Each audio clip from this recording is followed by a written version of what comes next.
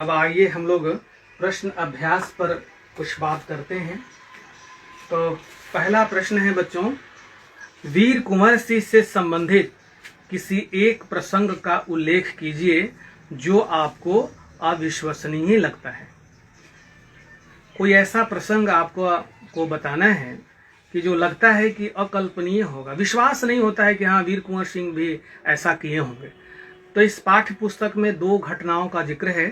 पहली घटना का जिक्र है जब अंग्रेजों की गोली से वह घायल हो जाते हैं, तो और गोली कहाँ लगती है, बाएं हाथ में, और वो अपना तलवार निकालते हैं और बाएं हाथ को काट कर गंगा माँ को समर्पित कर देते हैं।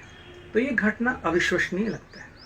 दूसरी घटना का जिक्र इसमें है कि बाबू कुंवर सिंह ने जगदीशपुर से लेकर आरा के बीच सुरंग बनवाया था, और युद्ध काल में जब युद्ध का काल होता था, विषम परिस्थिति होती थी, तो वह उसी सुरंग के सहारे आरा जाते थे और लौटकर जगदीशपुर आते थे। तो ये इस तरह के प्रसंग हैं। और भी आप ढूंढेंगे, आपके घर में बुजुर्ग लोग होंगे, वो कुंवर सिंह से संबंधित कुछ बात जानते होंगे, आप जरूर पूछिएगा उनसे, जरूर आपको कुछ बात बताएंगे वो। दूसरा है, वीर कुंवर सिंह के जीवन से जुड़े कुछ घटनाक्रम तिथियों के साथ स्तंभ क एवं स्तंभ ख में दिए गए हैं, सही सही उनका मिलान कीजिए। तो पहला है, वीर कुंवर सिंह द्वारा स्वाधीनता की विजय पताका फहराना। वीर कुंवर सिंह को जगदीशपुर पर सफलता कब मिली? तो यह मिली 23 अप्रैल 1858 ईस्वी को।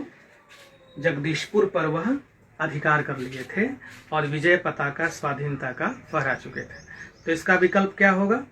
23 अप्रैल 1858 ईस्वी। दूसरा है, दानापुर सैनिक छावनी की सैनिक टुकड़ी द्वारा विद्रोह। दानापुर सैनिक छावनी में विद्रोह कब हुआ? याद करिए, 25 जुलाई 1857 ईस्वी को दानापुर में सैनिकों ने विद्रोह कर दिया था। तीसरा है, वीर कुंवर सिंह की मृत्यु। तो वीर कुंवर सिंह का निधन कब हुआ?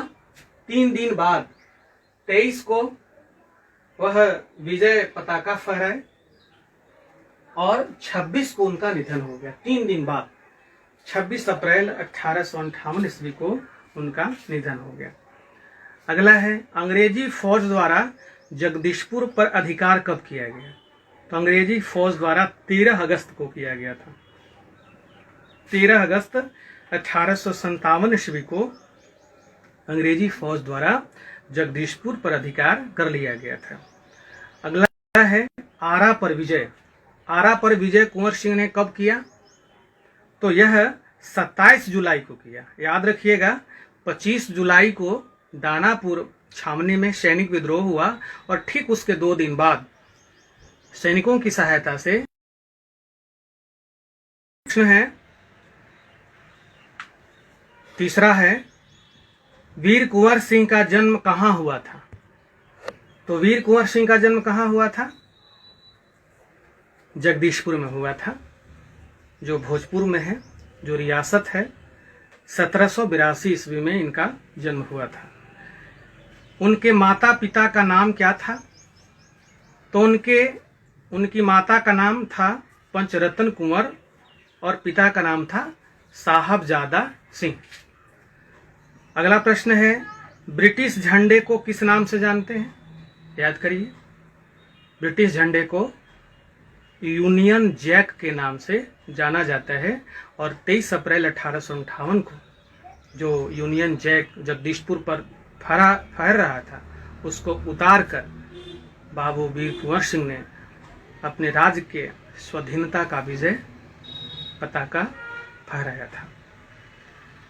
वीर कुंवर सिंह ने अपनी रियासत की जिम्मेवारी कब संभाली?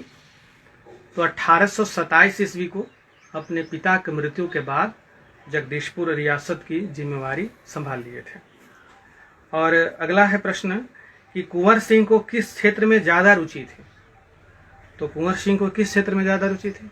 पढ़ने लिखने में ज्यादा शौक नहीं था, वो घुड़सवारी करने में, तलवारबाजी करने में, कुश्ती लड़ने में ही उनको मजा आता था, इसमें वो ज़्यादा रुचि रखते थे। जो भी युद्ध कौशल थे, रण कौशल थे, उसमें कुंवर सिंह को ज़्यादा रुचि रहती थी। अब अगला प्रश्न है, पाठ से आगे वीर कुंवर सिंह के किस कार्य से आप ज़्यादा प्रभावित हैं और क्यों? वीर कुंवर सिंह का कौन सा कार्य आपको सबसे ज़्यादा अच्छा लगा, प्रभावित किया? सोचिए, विचार करिए। मुझे तो सबसे अच्छा लगा जब वह अपने घायल बांह को, बाएं बाजू को, बाएं बांह को काट कर गंगा को समर्पित कर दिया। ये बहादुरी का प्रतीक हो, ये शौर्य का ये मिसाल है। तो हमें ये घटना प्रभावित हुई कि आपको भी कोई घटना प्रभावित की होगी, आप जरूर बताइए। अगला प्रश्न है, 1857 की क्रांति के समय कुंवर सिंह की जगह आप होते तो क्या करते? अगर आप वीर कुंवर सिंह होते तो 1857 के क्रांति में उनके स्थान पर अगर आप होते तो क्या करते आप?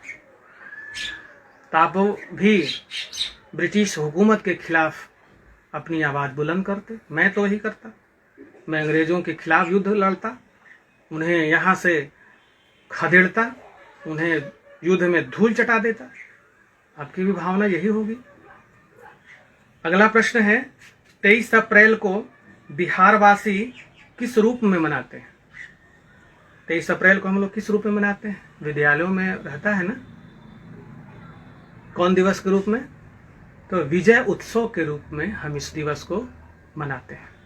पूरे बिहार भर में विजय उत्सव के उपलक्ष्य में कार्यक्रम होते हैं और वीर कुंवर सिंह को सभापूर्वक याद किया जाता है और उनकी बहादुरी, उनकी वीरता का बखान करके भावी पीढ़ियों को उनके बारे में बताया जाता है।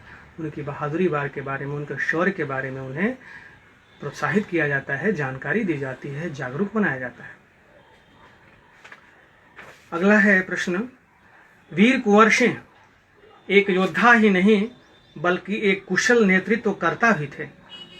नेतृत्व करता थे, सही बात है। उन्होंने कई रियासतों का दौरा किया, कई रियासतों से मिला। बताइए, इतनी लंबी लंबी यात्रा वह किए और दूसरे रियासतों में जाकर अंग्रेजों के खिलाफ उन्हें एकजुट किया। तो यह क्या है? यह उनके नेतृत्व क्षमता का परिचायक है। और उन्होंने इतने रियासतों में जाकर अंग्रेजों के खिलाफ उन्हें जागरूक किया, उन्हें एकजुट किया और बताया कि ब्रिटिश हुकूमत को यहाँ से उखाड़ फेंकना है।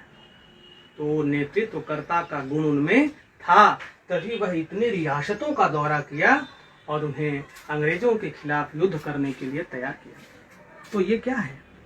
उनका नेतृत्वकर्ता, तो वो कुशल नेतृत्वकर्ता थे, वो लीडर थे। अगला है, वीर कुंवर सिंह के जीवन का कोई अंश क्या आपके जीवन से मेल खाता है? उल्लेख कीजिए तथा अपने मित्रों को बताइए। आपका ये गृह कार्य का प्रश्न हो गया है, या आप नोट कर लीजिएगा कि वीर कुंवर सिंह के जीवन का कोई अंश, उनका जीवन में जो गुजरा, क्या आपके जीवन से कुछ ऐसी घटनाएं आपके जीवन में हुई हैं? कुछ ऐसा वाकया हुआ है? अगर हुआ है तो आप उससे नोट करके लाइएगा और अपने मित्रों को उसके साथ भी उसकी चर्चा कीजिएगा। अब व्याकरण का पक्ष है, इन शब्दों को शुद्ध उच्चारण कीजिए। कुंवर क्या है? कुंवर। तो इसका कुंवर, क्या इसका उच्चारण होगा? कुंवर। देखिए, फिर ये शब्द है, इसका उच्चारण क्या होगा? इसका उच्चारण होगा जगदीशपुर। जगदीशपुर, श, तालाबे श है, श। अगला वाक्य देखिए, अविश्वसनीय। अविश्वसनीय, श, अविश्वसनीय, स दंत स। फिर है, ये देखिए क्या है? आजमगढ़। आजमगढ़। अगला है रणनीति। इसका उच्चारण क्या होगा? रणनीति, नीति, रणनीति। अगला वाक्य शब्द देखिए, ये क्या है? वीर प्रसविनी, वीर प्रसविनी, वीर प्रसविनी। प्रसविनी मतलब जन्म देने वाली। अगला है ये देखिए शब्द, इसका उच्चारण करिए। ये क्या है? स्वतंत्रता, स्वतंत्रता। अगला देखिए शब्द, ये क्या है? अवशेष, अवशेष, अवशेष। श। फिर है ये क्या है? फाल्गुन, फाल्गुन, फाल्गुन। ये शब्द क्या है? प्रसिद्ध, प्रसिद्ध। ऐसे उच्चारण करेंगे। अगला है पर्यायवाची शब्द लिखना है। रियासत का पर्यायवाची शब्द क्या होगा? रियासत का पर्यायवाची शब्द क्या होगा? राज्य। झंडा, झंडा को क्या लिखेंगे? ध्वज। भूमि, भूमि का क्या लिखेंगे? जमीन, या भू भी लिख सकते हैं, धरती भी लिख सकते हैं। स्वतंत्र, स्वतंत्र का पर्यायवाची शब्द क्या होगा? आजाद। प्रतीक्षा, प्रतीक्षा का पर्यायवाची शब्द क्या होगा? इंतजार। संकल्प, संकल्प का क्या होगा? शपथ, शपथ। इस तरह से व्याकरण के पक्ष की बातें थी, उनके सवाल थे। अब कुछ गतिविधि है जो आपको करना है। वीर कुंवर सिंह की तरह बिहार के अन्य स्वतंत्रता सेनानियों के कार्यों के संबंध में अभिभावकों से चर्चा कर अपने साथियों को सुनाइए। वीर कुंवर सिंह जैसा बिहार में और कौन कौन स्वतंत्रता सेनानी हुए जो भारत की आज़ादी के लिए, भारत की स्वाधीनता के लिए अंग्रेजों के साथ युद्ध किया? तो कई ऐसे लोग हैं, उनके बारे में आप जानकारी जुटाइए और फिर हम लोग अगली कक्षा में उसके बारे में चर्चा करेंगे। आप जरूर कुछ दो चार ऐसे स्वतंत्रता सेनानियों का नाम बताइएगा, उनके बारे में जानकारी जुटाइएगा। एक और गतिविधि करनी है, जो पठित पाठ के आधार पर एक लघु नाटक का निर्माण कर कक्षा में प्रस्तुत कीजिए। एक लघु नाटक बनाना है जो वीर कुंवर सिंह से संबंधित है। कई घटनाएं आपने देखा कि कैसे वो अंग्रेजों के साथ युद्ध करते हुए गंगा पार कर रहे हैं, उन्हें गोली लगती है और फिर अपने घायल बांह को काट कर गंगा को समर्पित करते हैं। तो इस तरह सा एक लघु नाटक हो सकता है। तो आप एक लघु नाटक जरूर तैयार करिए और हम भी उसमें सहयोग करेंगे और उस नाटक को जरूर हम लोग प्रदर्शित करेंगे। तो इस तरह से आज हम लोग वीर कुंवर सिंह के बारे में जानकारी प्राप्त किए, उनके शौर्य गाथा के बारे में, उनकी वीरता के बारे में बात किए। आपको ज़रूर अच्छा लगा होगा। उम्मीद है आप वीर कुंवर सिंह से ज़रूर प्रेरणा लेंगे। आप उनके जीवन में जो बहादुरी के तत्व हैं, जो वीरता की घटनाएं हैं, जो शौर्य गाथा है उनकी, उस ज़रूर आपको प्रेरित करेगा अपनी मातृभूमि की रक्षा करने के लिए, देश की सेवा करने के लिए, समाज की सेवा करने के लिए। तो आइए हम लोग इस पाठ को पढ़कर यही समझते हैं, आप लोगों ने भी समझा होगा, उम्मीद है। तो अब जो है हम लोग अब एक दूसरे को धन्यवाद देंगे और विदा लेंगे। इसके पहले कि कोरोना काल में आप सजग रहिए, सतर्क रहिए, घर से बाहर काम पड़ने पर ही निकलिए। अगर घर से बाहर निकलते हैं तो मास्क ज़रूर लगाइए। बाहर से आकर साबुन से हाथों को, पैर को, फेस को अच्छी तरह साबुन पानी से धोइए। स्वच्छता अपनाना बहुत ज़रूरी है। सोशल डिस्टेंस का पालन करिए। पौष्टिक आहार लीजिए और घर पर पढ़िए, लिखिए और आनंददायक तरीके से घर के कामों में भी भाग लीजिए और अपने अभिभावक जो हैं उनका सम्मान करिए। तो इन्हीं संदेश के साथ आप सभी का बहुत बहुत धन्यवाद, बहुत बहुत शुभकामनाएं।